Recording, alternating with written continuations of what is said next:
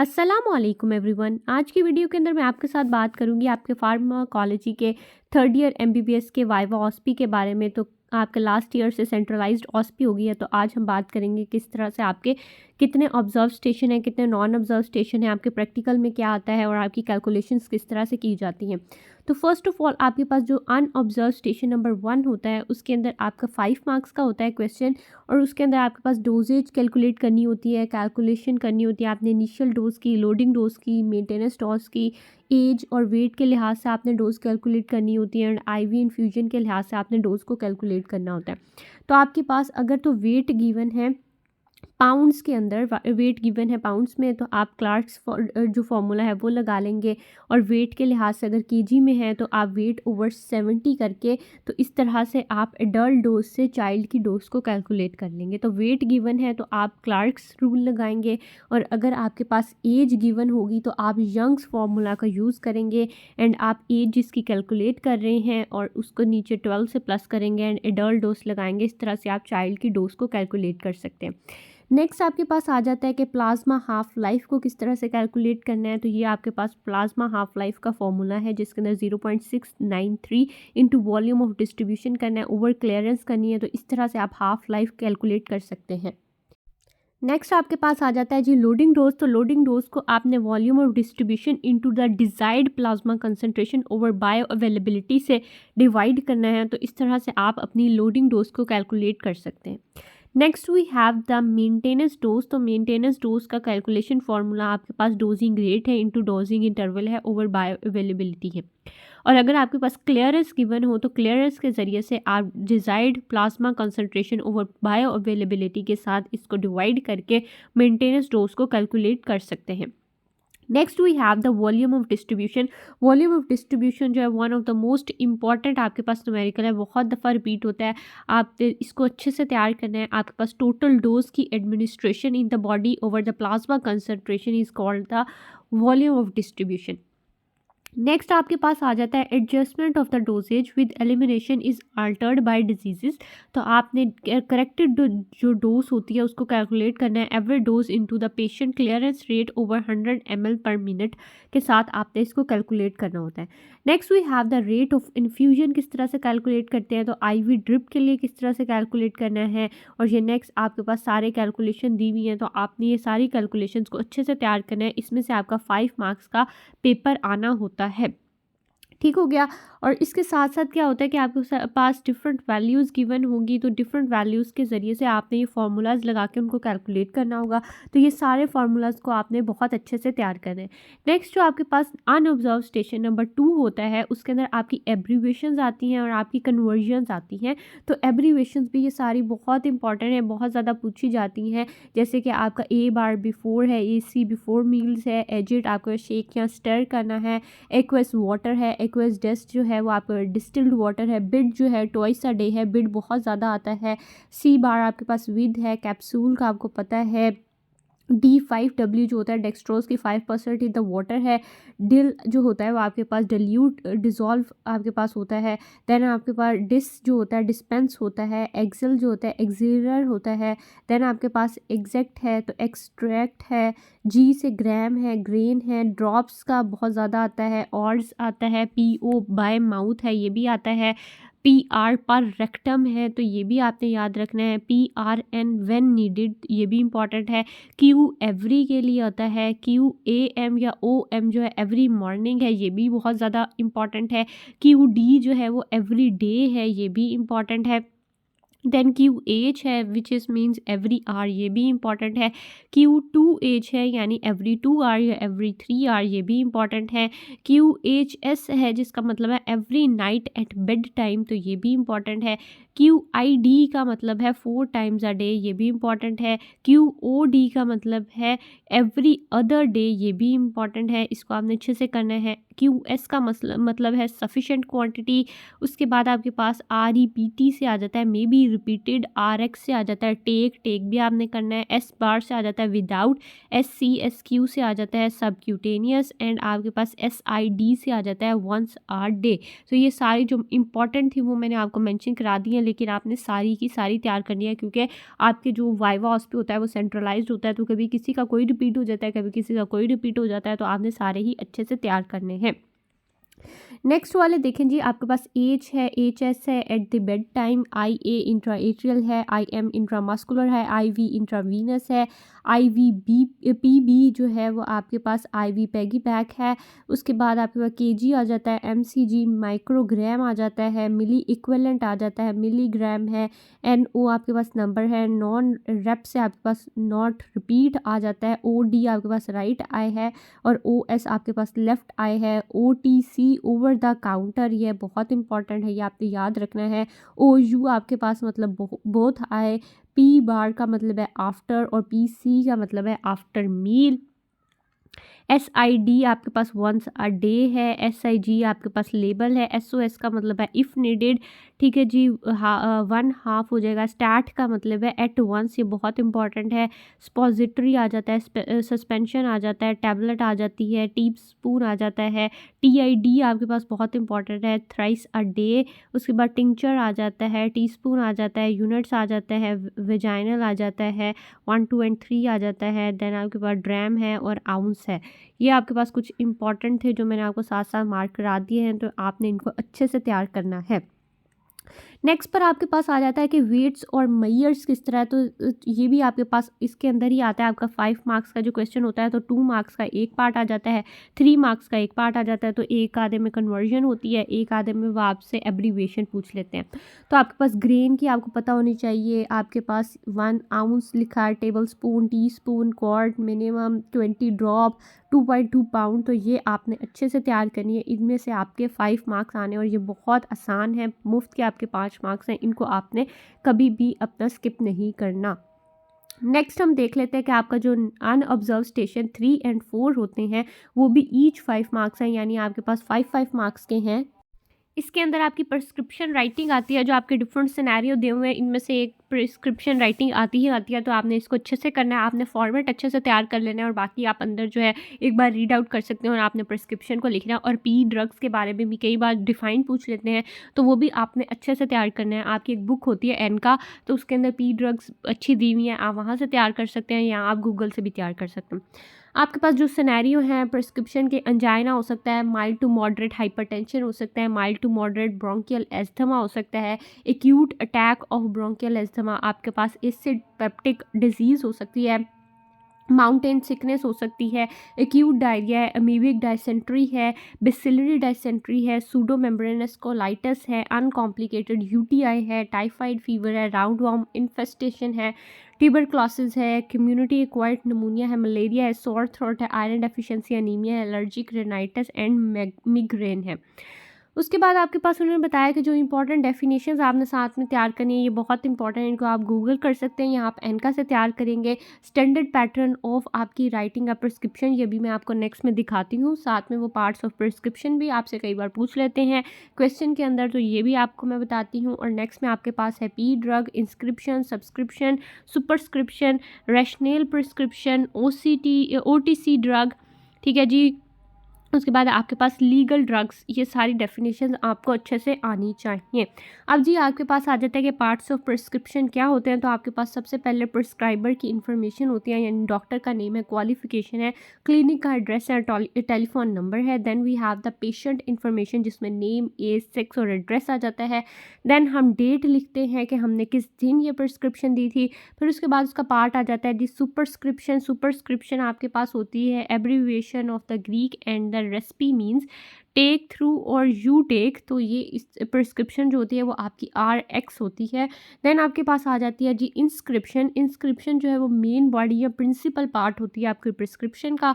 उसके अंदर name of drug आता है, डोजेज आती है एंड कंसंट्रेशन आती है। हाँ, एक और बहुत इंपॉर्टेंट बात है कि जितनी सारी आपको सिनेरियोज़ की दी हुई थी, ये सारी जो आपको सिनेरियो गिवन थे, इन सब के आपने डोजेज और कंसंट्रेशन जो है वो भी याद करनी होगी। ये आपके लिए इंपॉर्टेंट है, क्योंकि प्रिस्क्रिप्शन लिखनी अगर आती है तो आपने उसके अंदर लिख के आनी है।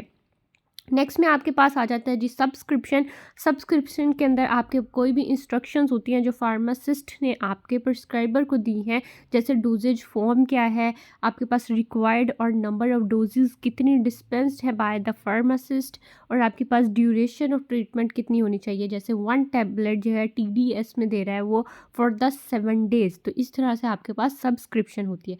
देन वी हैव द सिग्ना जो है वो रिप्रेजेंट करते हैं SIG से, जो डिराइव्ड है from the Latin word signa, जिसका मतलब है instruction to the patient regarding the use of the drugs. अब ये वो इंस्ट्रक्शंस हैं जो आपके प्रिस्क्राइबर है यानी आपका जो डॉक्टर है वो पेशेंट को दे रहा है for the use of the drug. Then आपके पास आ जाता है जी सिग्नेचर ऑफ द डॉक्टर, और पोस्ट क्या है उसकी, वो मेडिकल ऑफिसर है वो क्या है, वो आपकी उसकी पोस्ट आ जाती है, एंड PMDC रजिस्ट्रेशन नंबर आ जाता है। तो आपने सारी चीज़ें अच्छे से लिख के आनी है। अब ये आपके पास एग्जांपल है कि किस तरह से लिखना है। अब आपके पास एक्यूट लेफ्ट वेंट्रिकुलर फेलियर यानी पल्मोनरी एडीमा की आपके पास प्रिस्क्रिप्शन को हम लिख रहे हैं। डॉक्टर का नेम ABC है, आप कुछ भी अपना नाम लिख सकते हैं, जो भी आपका नाम है आप वो लिखेंगे। देन आप क्वालिफिकेशन, हॉस्पिटल नेम लिखेंगे, आप जहाँ के भी हॉस्पिटल में हैं आप वहाँ का हॉस्पिटल नेम लिखेंगे, एड्रेस लिखेंगे, क्लिनिक लिखेंगे, कॉन्टैक्ट नंबर ऑफ हॉस्पिटल या डॉक्टर लिखेंगे, एंड डेट लिखेंगे। देन आपके पास आ जाता है जी पेशेंट का नेम, पेशेंट का जो भी नेम है वो लिखेंगे, एज लिखेंगे, सेक्स लिखेंगे, जैसे मेल लिखा हुआ है उसकी रेजिडेंट लिखेंगे। देन आप डायग्नोसिस लिखेंगे कि आपका डायग्नोसिस क्या है, जैसे कि हमारा डायग्नोसिस जो है एक्यूट लेफ्ट वेंट्रिकुलर फेलियर है, तो हमने लिख दिया। देन उसके बाद आपके पास आ जाता है जी RX क्या देनी है आपने, तो आपने उसको इंजेक्शन दिया है फ्यूरसिमाइड का 40 मिलीग्राम IV स्टैट की फॉर्म में। देन आपने उसको ऑक्सीजन इनहेलेशन का बताया 6 लीटर्स पर मिनट, एंड देन आपने इंजेक्शन दिया है मॉर्फिन 10 मिलीग्राम IV स्टैट की फॉर्म में। ठीक हो गया। उसके बाद आपके पास आ जाती है सिग्ना और इंस्ट्रक्शन या नॉट, तो नॉट मैंडेटरी। इस कंडीशन के अंदर patient must be in propped opposition. ठीक है। उसके बाद आपके पास आ जाता है डॉक्टर का नाम, उसकी पोस्ट क्या है, उसका PMDC नंबर क्या है। तो ये आपके पास एक एग्जांपल थी। अब आपके पास एनाफिलेक्टिक शॉक की है तो वो भी आपने देख लेनी है। ये आपके पास प्रिस्क्रिप्शन लिखी हुई है और सारा आपके पास रूल्स लिखे हुए हैं कि किस तरह से आपने प्रिस्क्रिप्शन लिखनी है। तो इस तरह से ही आपने to the point C prescription लिख कर आनी है। तो ये आपका स्टेशन नंबर 1 जो था वो हो गया, 2 हो गया, आपका 3 हो गया, एंड 4 हो गया। अब हम बात करते हैं जी आपके अनऑब्जर्व्ड स्टेशन नंबर 5 की। उसके अंदर क्या होता है, उसके अंदर आपके पास कोई भी नॉर्मल सलाइन या डेक्सट्रॉज वगैरह बनाने के लिए वो कंसंट्रेशन पूछ लेते हैं। तो आपने ये सारी कंसंट्रेशंस को याद करना है कि नॉर्मल सलाइन कितना है आपके पास, हाफ नॉर्मल कितना है उसका ही हाफ कर देना है आपने, 5% डेक्सट्रोज कितना है, 10% कितना है, 10% कैसे है, ये आपने सारा अच्छे से तैयार करना है। सोडियम क्लोराइड कितना है, और ये सब आपने अच्छे से तैयार करनी है। ये इंपॉर्टेंट है क्योंकि ये आपके अनऑब्जर्व्ड स्टेशन में भी आ रही हैं, बाद में आपके ऑब्जर्व्ड एक स्टेशन में भी यही सारी चीज़ें आती हैं। तो तब आपने दोनों का काम आपका एक ही साथ हो जाएगा। देन आपके पास आ जाते हैं कि इंग्रेडिएंट्स क्या हैं। तो 5% डेक्सट्रोज वाटर है, हाफ नॉर्मल सलाइन कर लिया, वाटर कर लिया, और इस तरह से आपने उसकी अमाउंट को लिख लेना है। अगर तो वो आपको कहता है कि पर 100 ml तैयार करें तो पर 100 ml इस तरह से, अगर वो आपको कहता है पर 500 ml तैयार करें तो आपने उसको 5 से मल्टीप्लाई करके वैल्यूज़ को लिख देना है। नेक्स्ट पे आपके पास आ जाता है जी रिंगर लैक्टेट की कंपोजिशन किस तरह से होती है। तो आपने ये सारी कंपोजिशन भी याद करनी है, आगे आपने उनकी कंसंट्रेशंस भी याद करनी है। ये इंपॉर्टेंट है, आपने इसको अच्छे से तैयार करना है। पीएच भी तैयार करनी है क्योंकि ये आपके ऑब्जर्व स्टेशन में भी आती है और आपके नॉन ऑब्जर्व्ड स्टेशन में भी आती है। Then we have the sulphur ointment. Sulphur ointment किस तरह से बनाते हैं, आपके पास 10% सल्फ़र पाउडर होता है एंड सॉफ्ट पैराफिन होती है 90%, और उसकी कंसंट्रेशन किस तरह से हम कैलकुलेट करते हैं वो सारी यहाँ पर लिखी हुई है। अगर तो वो पर 12 ग्राम आपको कहता है तो आपने उसको 12 से मल्टीप्लाई कर देना है, और अगर जस्ट पर 100 ग्राम है तो आपकी वैल्यू इस तरह से आएगी। नेक्स्ट आपके पास आ जाता है कार्मिनेटिव मिक्सचर। कार्मिनेटिव मिक्सचर आपने किस तरह से बनाना होता है, उसकी सारी कंसंट्रेशंस आपने देखनी है। ठीक है जी, और उसको पर यहाँ पर उसकी 1 डोज है और यहाँ पर उसकी 2 डोज है। तो ये भी आपको कैलकुलेट करने आएगा, आपका सिनेरियो आएगा कि उसकी 1 डोज कैलकुलेट करें, 2 डोज कैलकुलेट करें, तो उस हिसाब से आपने वैल्यूज़ को लिखना है। आपको मैं रिकमेंड करूँगी कि आप 1 डोज़ वाला सिर्फ याद कर लेंगे वैल्यूज़, और जो सेकंड डोज़ वाला होगा आप जस्ट उसको मल्टीप्लाई करके तो आप लिख सकते हैं। नेक्स्ट आपके पास आ जाता है जी ओआरएस। ओआरएस जो है बहुत इंपॉर्टेंट है, इसका तो बहुत ज़्यादा रिपीट हो जाता है सिनेरियो, तो आपने इसको बहुत अच्छे से तैयार करना है। ओआरएस की कंपोजिशन क्या है, इंग्रेडिएंट्स क्या हैं और उसको किस तरह से तैयार करना है वो आपने लिखना है। अब ये आपके पास ओ, आर और एस है, तो इसका मैं आपको निमोनिक बताती हूँ। ओ जो होता है ना वो आपके पास इस तरह से जी से मिलता है, तो ओ से आपने याद रखना है कि जी है इसके अंदर यानी ग्लूकोज है, तो ग्लूकोज आपके पास 20 ग्राम है। देन आपने आर से याद रखना है। आर अगर हम देखें तो इस तरह से आपके पास जो है ना, इस तरह से देखें तो ये के बनता है, तो आपने आर से याद रखना है कि ये के सी एल है। इसके अंदर के सी एल होता है जो आपके पास होता है जी 1.5।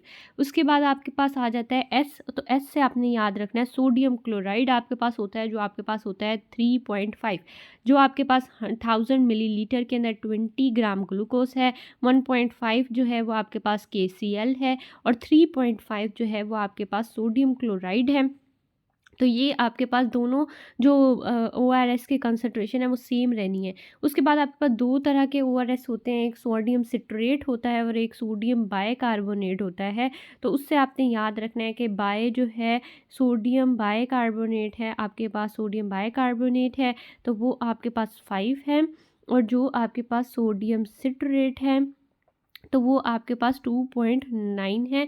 तो ये आपने इस तरह से याद रखना है, ये इनका एक छोटा सा निमोनिक था। नेक्स्ट पर हम चलते हैं जी, आपका होममेड ORS किस तरह से होता है। तो होममेड के अंदर आपने बॉयल वाटर ले लेना है 100 ml, उसके अंदर आपने 6 टीस्पून जो है वो शुगर के डाल लेना है, हाफ़ टी स्पून जो है वो आपने डाल लेना है सॉल्ट का, और अंदर आपने हाफ़ लेमन डाल लेना है, तो ये आपके पास बन जाएगा ORS। नेक्स्ट पर हमारे पास आ जाता है कि MnO4 का लोशन किस तरह से बनाना है, तो ये भी आपके पास बहुत इंपॉर्टेंट है, आपने इसको अच्छे से याद करना है, इसकी कैलकुलेशंस को भी।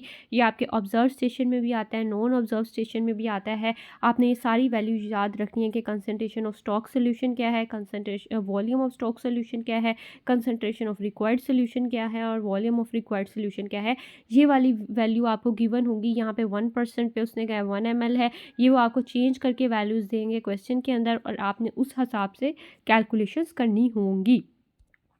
उसके बाद आपने ये इसका फॉर्मूला लगाना है कि आपके पास C1V1 is equal to C2V2, इस तरह से आपने कैलकुलेट करके उसको फाइंड आउट करना है। और अगर वो रिक्वायर्ड कहते हैं तो फिर आपने 100 में से उसको माइनस करके रिक्वायर्ड वैल्यू को निकालना है।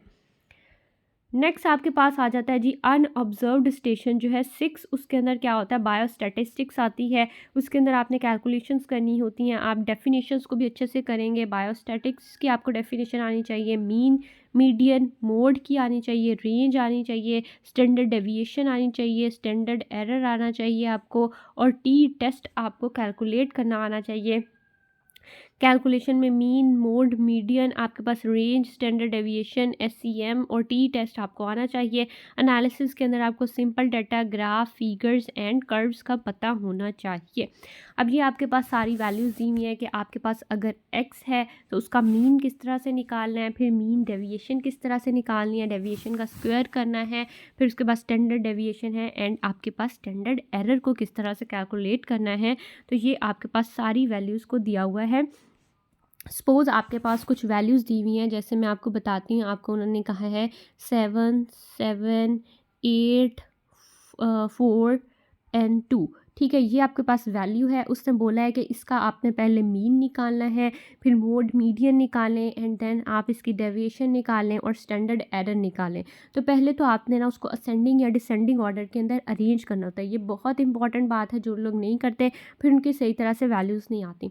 तो अब मैं इसको अरेंज कर लेती हूँ। सबसे पहले 2 है, देन आपके पास 4 है, देन आपके पास 7 है, और आपके पास 8 है। अब मैंने इसका मीन कैलकुलेट करना है, तो मीन के अंदर मैं इन सब का सम करूँगी एंड मैं उसके नंबर से इसको डिवाइड कर दूँगी। ठीक हो गया। तो अगर मैं मीन कैलकुलेट करती हूँ तो ये आपके पास बनता है जी 28/1 2 3 4 5। तो आपके पास 5 से डिवाइड कर देते हैं, 28/5 आ जाता है। तो 5 से आपने डिवाइड कर देना 28/5, तो ये आपकी मीन बन जाएगा। उसके बाद वो अगर आपको कहता है कि आपने कैलकुलेट करना है मोड को कैलकुलेट करना है, तो मोड के अंदर आपकी जो मोस्ट कॉमन वैल्यू है यानी 7 है, 2 दफ़ा आया हुआ है, तो ये आपका मोड हो जाएगा। उसके बाद वो आपको कहता है कि मीडियन कैलकुलेट करना है, तो मीडियन भी 2 इधर से निकाल दिया, 2 इधर से निकाल दिया, तो ये ऑड वैल्यू है, तो आपके पास 7 ही आपका मीडियन भी आ जाता है। तो ये मीन, मोड, मीडियन इस तरह से कैलकुलेट हो जाता है। देन उसके बाद जो आपकी एक्स बार की वैल्यू यानी मीन की वैल्यू आती है, उसको हम एक्स में से माइनस करते जाते हैं। जैसे कि मैं आपको बताती हूँ कि हमारी वैल्यू आ गई 28/5। अब ये हमारी वैल्यू है एक्स बार की। अब हमने जो डेविएशन कैलकुलेट करनी होती है वो हमारी होती है जी एक्स माइनस एक्स बार का स्क्वायर, ये होती है। तो हमने इसके लिए क्या करना है, स्टैंडर्ड डेविएशन कैलकुलेट करने के लिए ये हमारे पास फार्मूला होता है। ठीक हो गया, तो ये आपके पास फार्मूला है। अब हमने क्या करना है, जो एक्स हमारे पास ये वाली वैल्यूज़ थी, यानी हमारे पास एक 2 थी, एक 4 थी, 7 था और 8 था, तो ये आपने इस तरह से जो है ना उसमें से माइनस करते जाना है। आपने 2 में से इसको माइनस, 2 में से इसको माइनस, आपके पास अगर माइनस में वैल्यू आती है तो आपने माइनस को कंसीडर नहीं करना, आपने एंड में जस्ट उनको ऐड करना है और इधर से आपने माइनस कर देना है। और इस फॉर्मूले में आपने अगेन वैल्यूज़ पुट करनी है और ये आपका आ जाएगा स्टैंडर्ड डेविएशन। अब जो आपके पास स्टैंडर्ड एरर होता है उसको कैसे कैलकुलेट करते हैं, वो आपके पास होता है जी standard deviation over under root N. अब एन की वैल्यू से आपने इस तरह से स्टैंडर्ड एरर को कैलकुलेट कर लेना है। आपका मज़ीद कोई क्वेश्चन होगा, आपको समझ नहीं आएगा, तो आप मुझे कमेंट डाउन कर सकते हैं, मैं आपको ये डिटेल से भी समझा दूँगी। तो ये जो कैलकुलेशन का एक क्वेश्चन होता है ये आता ही आता है, तो ये आपको ज़रूर आना चाहिए, बहुत आसान होता है। नेक्स्ट पर आपके पास आ जाते हैं जी आपकी ऑब्जर्व्ड स्टेशन जो होते हैं, उसके अंदर क्या होता है, ये आपके प्रैक्टिकल के क्वेश्चन है। ये आपके जो सारे ऊपर वाले मैंने आपको बताया वो नॉन ऑब्जर्व स्टेशन थे। अब आपके आ जाते हैं जी आपके ऑब्जर्व स्टेशन और प्रैक्टिकल वाले। तो उसके अंदर आपके रिंगर लैक्टेट का जो आपकी रिंगर लैक्टेट को हम यूज़ करते हैं फ्रॉग की रेक्टस पे और रैबिट की इलियम पर, और हम उनका ग्राफ बना के चेक करते हैं। तो ये ऐसा इतना ज़्यादा परफॉर्म नहीं कराया जाता, आपके प्रैक्टिकल में अगर करवाया भी जाए तो फिर वो आपको थोड़ी बहुत हेल्प कर देते हैं। तो इसकी मैं वीडियो भी अपलोड कर दूँगी, तो आपने उसको ज़रूर अच्छे से देख लेना है। नेक्स्ट आपके पास आ जाती है कि सॉल्यूशन की स्ट्रेंथ क्या है, तो ये भी वैल्यूज़ आपने देख लेनी है। नेक्स्ट आपके पास आ जाता है जी ऑब्जर्व्ड स्टेशन नंबर 7। उसके अंदर आपके पास क्या आता है, आपके पास रेबिट की इलियम आती है जिस पे एंटागोनिस्ट और एगोनिस्ट का इफेक्ट देखना होता है डोजेस का। आपने इसका टेबल अच्छे से तैयार करना है, टेबल बनाना आपको आना चाहिए, आपको वैल्यूज़ आनी चाहिए। वो आपको एक पेज दे देते हैं, उस पर आपको बताते हैं कि आपका ये प्रैक्टिकल था, इसका टेबल बनाएं, उसकी कंक्लूजन लिखें कि आपका रिजल्ट क्या है और ड्रग का इफ़ेक्ट क्या था और आपने ड्रग कौन सी यूज़ की है। ठीक है, तो वो ड्रग भी आपने बतानी होती है। तो ये आपने 3-4 चीज़ें जो है अपने प्रैक्टिकल के पेज पर लिखनी होती है। देन आपकी आई का एक्सपेरिमेंट आता है, जो रैबिट की आई के अंदर वो यूज़ करते हैं। एक कंट्रोल आई होती है और एक आपकी जो है एक्सपेरिमेंटल आई होती है, जिसके अंदर आप या तो मेड्रेटिक एजेंट डाल देते हैं या आप जो है मेयोसिस जो करता है एजेंट वो डाल देते हैं और फिर आप इफ़ेक्ट चेक करते हैं कि ये कौन सी ड्रग थी। उसके बाद आपके पास आ जाता है फ्रॉग का एक्सपेरिमेंट। फ्रॉग के अंदर भी आप उसके रेक्टस पे और उसके हार्ट के ऊपर आप इफ़ेक्ट चेक करते हैं ड्रग का। देन आपके पास आ जाता है जी observe station number 8। Observe station number 8 वही है वो जो मैंने भी ऊपर आपको बताया था कि जिसके अंदर ORS बनानी होती है, रिंगर लैक्टेट बनाना होता है, आपके पास ओ सल्फ़र ऑइंटमेंट बनानी होती है। वो जो सारी आपने स्टेशन नंबर 5 में चीज़ें पढ़ी हैं वही सारी इसके अंदर आती हैं। इधर भी उनकी वैल्यूज़ लिखनी होती है, आपने एक बॉक्स बनाना होता है उसकी वैल्यूज़ का और साथ ही आपने उसको परफॉर्म भी करना होता है। वो आपको चीज़ें दे देते हैं मेजरमेंट करके, आपने उसका मिक्सचर भी बनाना होता है। तो ये आपकी थी सारी फार्मा की ऑस्पी। आपका फर्दर कोई क्वेश्चन होगा तो आप मुझे कमेंट डाउन कर सकते हैं।